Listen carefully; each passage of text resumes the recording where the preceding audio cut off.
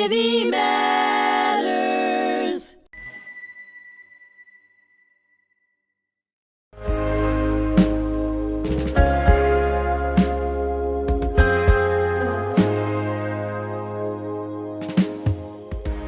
Welcome to Ordinary Heroes. I'm your host, Bernie Furshpan, here at HMTV. Today I have a very special guest, a brilliant individual who's done some incredible things regarding the Holocaust, but he's also a scientist, he's a producer, he's a philanthropist, he's an entrepreneur, he's everything. He really is. He's a man's man, let's put it that way. I'm pretty impressed with him. He's kind of like a mentor to me. Oh, and thank you. Thank you. And I'd like to welcome Syd Mandelbaum to our series here. So nice to be here. Thank you so much for making the time, because I know how busy your schedule is. And I appreciate the fact that you came in today to talk about the incredible things that you've done. I mean, I may be starting somewhere in the middle right now, but we'll go back to the beginning of your careers, I should say. But somewhere in the middle there, you had this idea of recording Holocaust survivors. And I'm probably being very bold by saying that you created this concept of documenting and recording testimonies from Holocaust survivors. Is that true? Well, I had read about audio interviews being done in Boston, an organization of children of survivors called One Generation After, started by Ruth Bork, and I had read about their work. And in 1981, I went with my father to the first world gathering of Jewish Holocaust survivors in Jerusalem.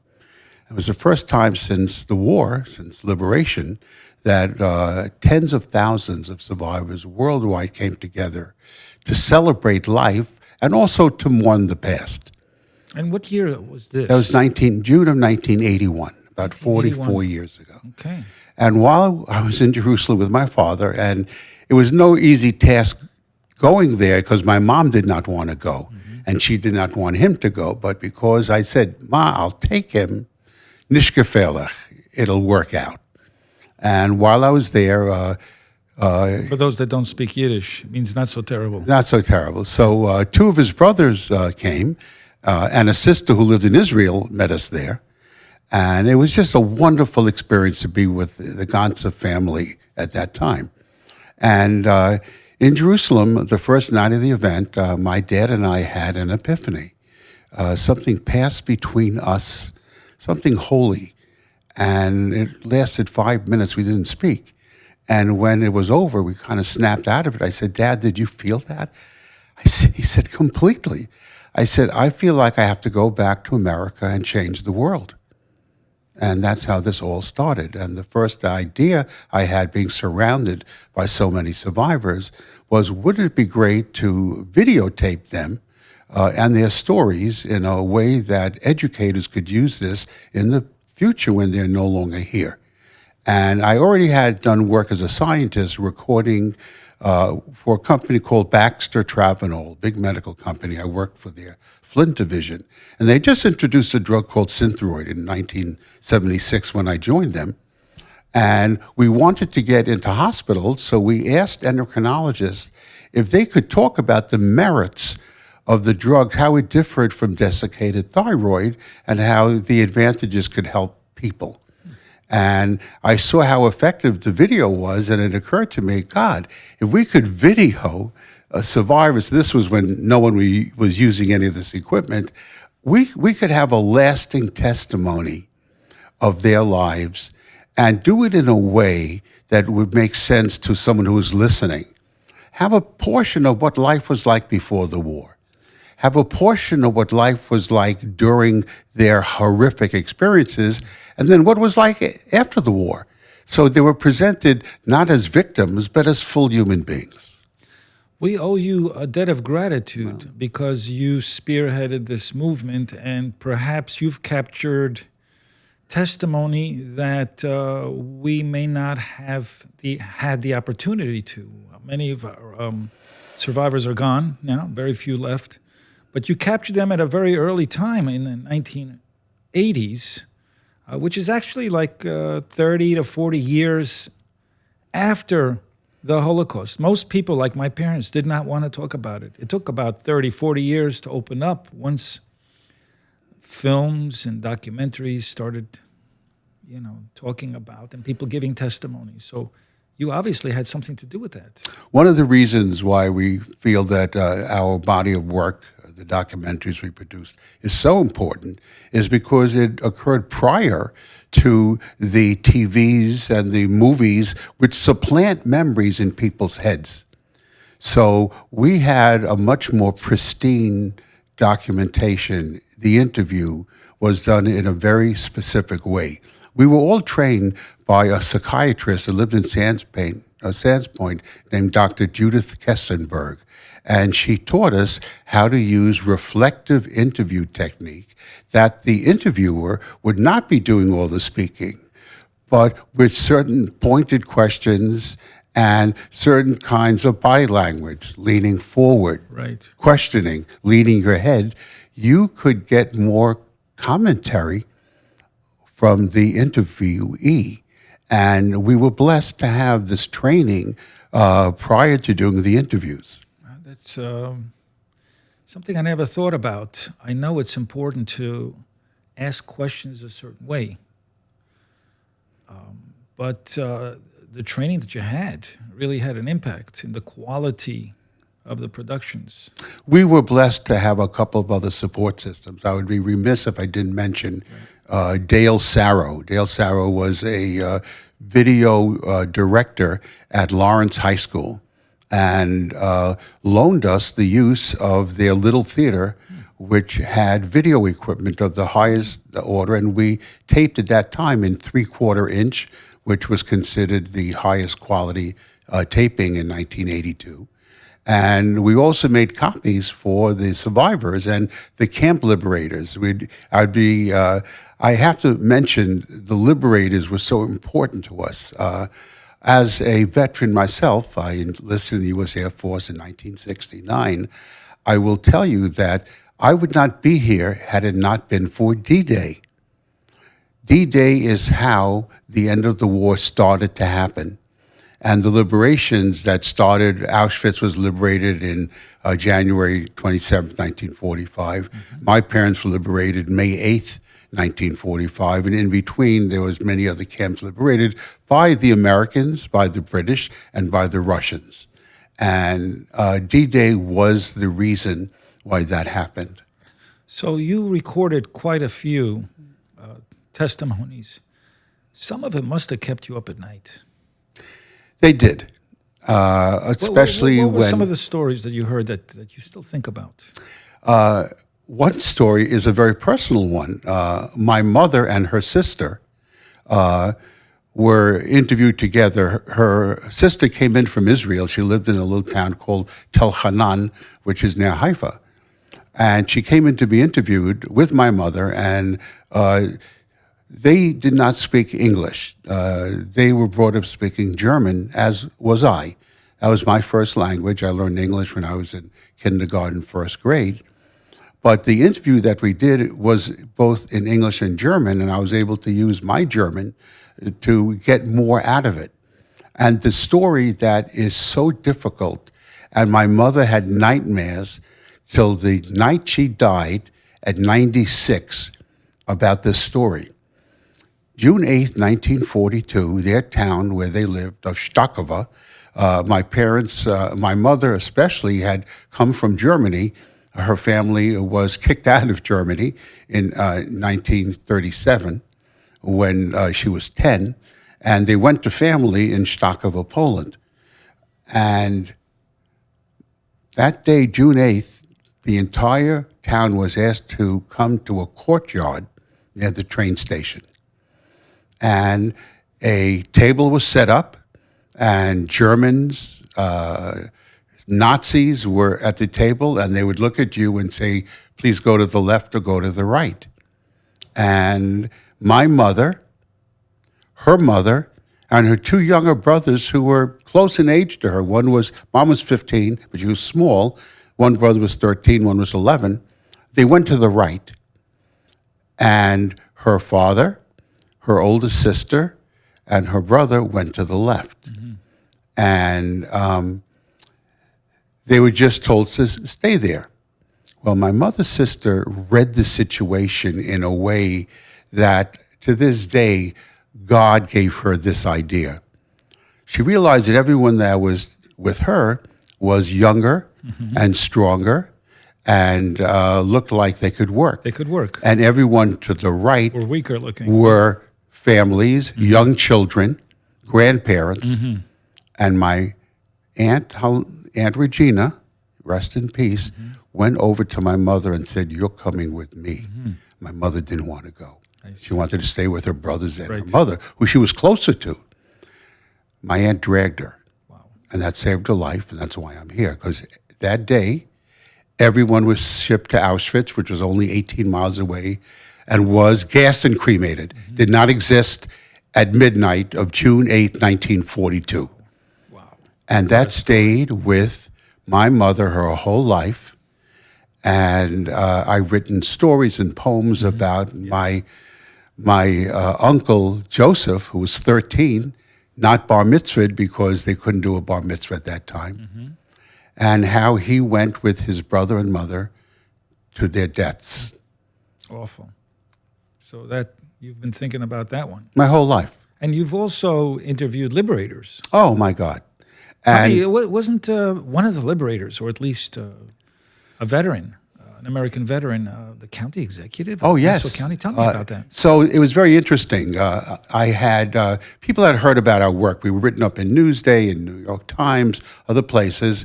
And I was reached out to by Fran Purcell, who is the county executive of Nassau County in 1983, 84. And I told him I had started interviewing liberators, and he said, "I want to tell my story." And we set up at the little studio at Lawrence High School, and Fran came in, and we did an interview that he had problems finishing. He was in Buchenwald the day after it was liberated. Wow. And he saw a lot of terrible He saw the misappropriation of humanity. Right. And it stuck with him his whole life. He saw evil. Bernie. He saw things that I read about years later, that Eisenhower forced all of his generals to go to the camps so they would have that memory. He asked every German living near a camp, any village, they had to come in and see what was next to them. And they said they knew nothing. But the smell should have, telling them something was going on. They just looked the other way. That's the majority of the world, is silent majority. To this day, Bernie, unfortunately. Yes. So these are the things that, and the reason why it was so important for me at that time, I was an educator in the past. I taught science for 4 years before I became a scientist in the medical field. And I will tell you that there's never enough material for teachers to use.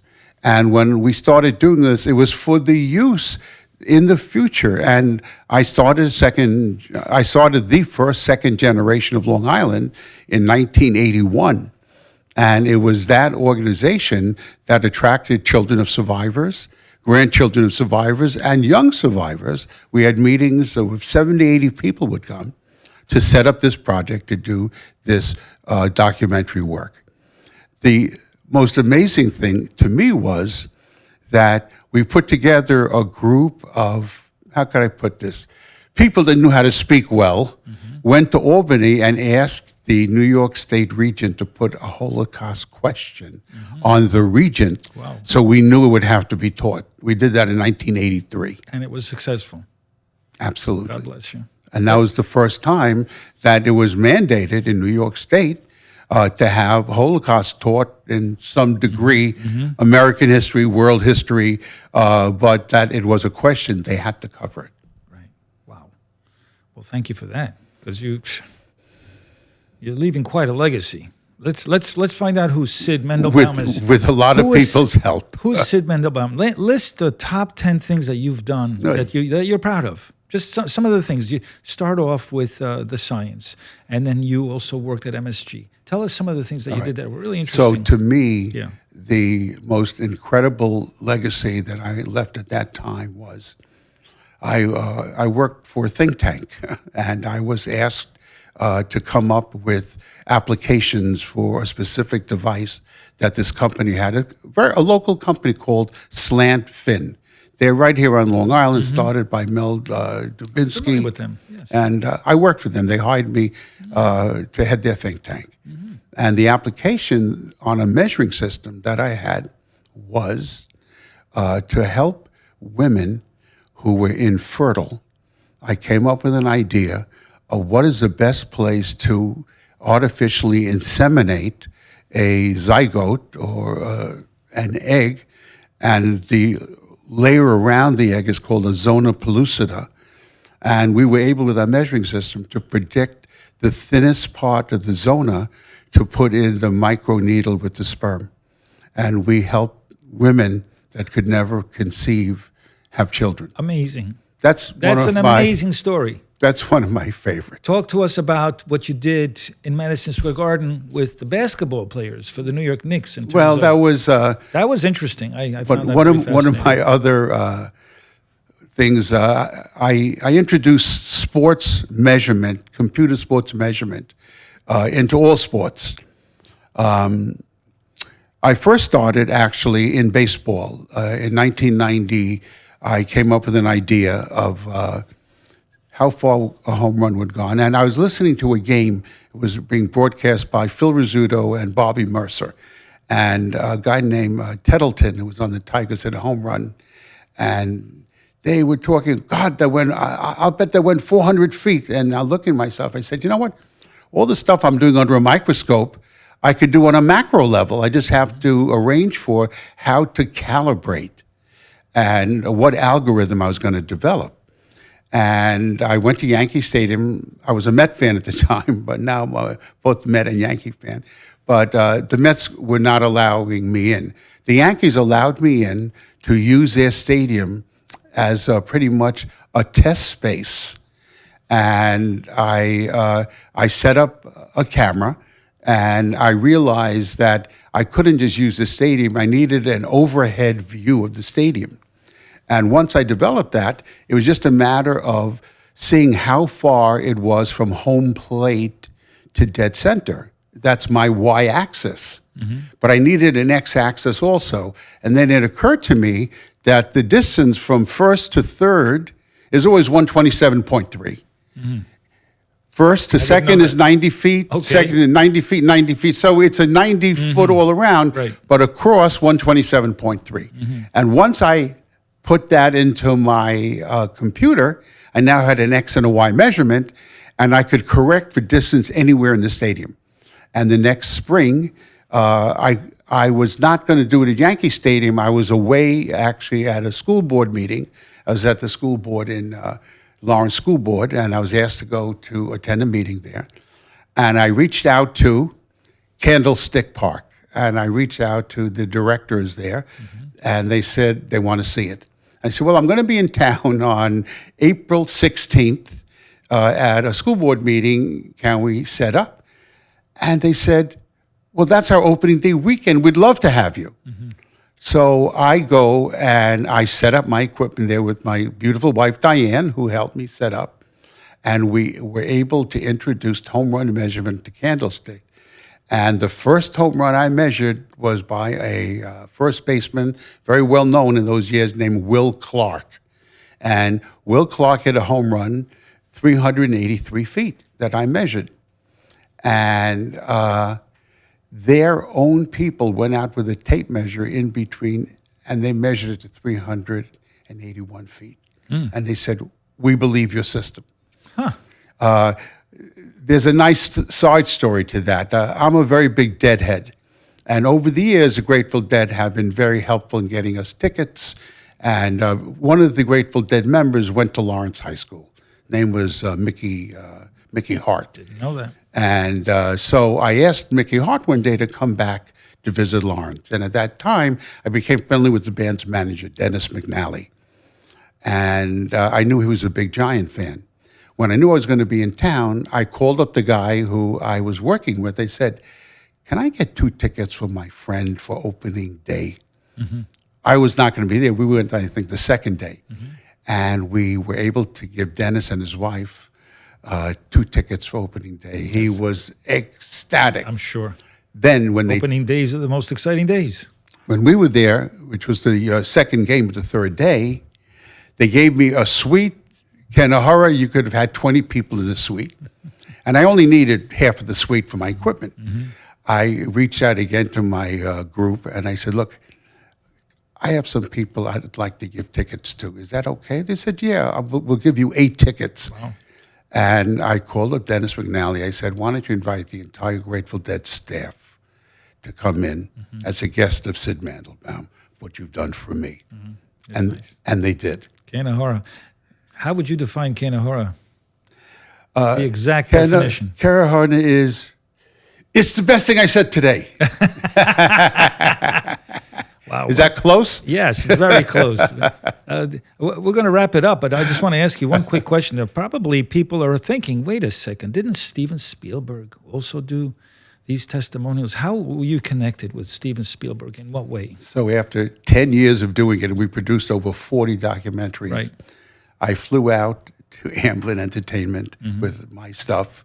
I met with their director, June Beeler, and we gave it to Steve. And you gave it to Steve. So he owes a debt of gratitude for you too. Yeah, I mean, look, you've done so many things. You really kind of like the fountainhead of a lot of these things that happen because you have a lot of wisdom. You're brilliant. You have a good neshama, which means a good soul. Thank you. And that's more important to me than anything and else. You're representing all the souls, the 6 million souls. That's what you're doing. So you're representing all of them, and that's a powerful thing to do. And we need more people like you. That's all I got to say. We need more people like you to get the word out. Well, thank you, and that's what we're trying to do. That's what we're trying to do here. It's an uphill battle sometimes, but it's a fight you don't give up. Never. You have to keep fighting the good fight because good generally wins over evil, and then it starts up again, and then there's another battle. So there's a lot of fires to put out, and this is what we do right now. You know, I've reached an age where I want to give back. You know, it's more than just the gratification. It's about we have to, for our grandchildren, we have to help shift the direction of society and to remind everybody that we're all related and that we're one big mishpachah, which means family in Yiddish, one big mishpachah here on this tiny little pebble floating in the middle of the universe. Third rock from the sun, but this is only one out of trillions of planets and trillions of galaxies. We're focused on our own little things that we play in the mud with, but really there's a bigger story here. And if we kind of open up our eyes that life is too short and we should find ways of finding the similarities rather than the differences, I think, it may make a difference. And that's what we're working on right now and trying to change the direction of the way people think and the way young people think. It was a real privilege and honor to have you join us on HMTV on my show series, Ordinary Heroes. But I got to say, you are beyond an ordinary hero. You've done more than a typical hero has done in their community. You've reached so many people, but represented millions of others to tell their story. You've given them a voice. And so I thank you for that. And I hope to have you back again. Oh, I would be honored. That would be great. Thanks all for joining us. Make sure to stay tuned to our podcast platform, HMTV, at HMTC. This is your host, Dr. Bernie Furshpan, and we'll catch you in the next episode.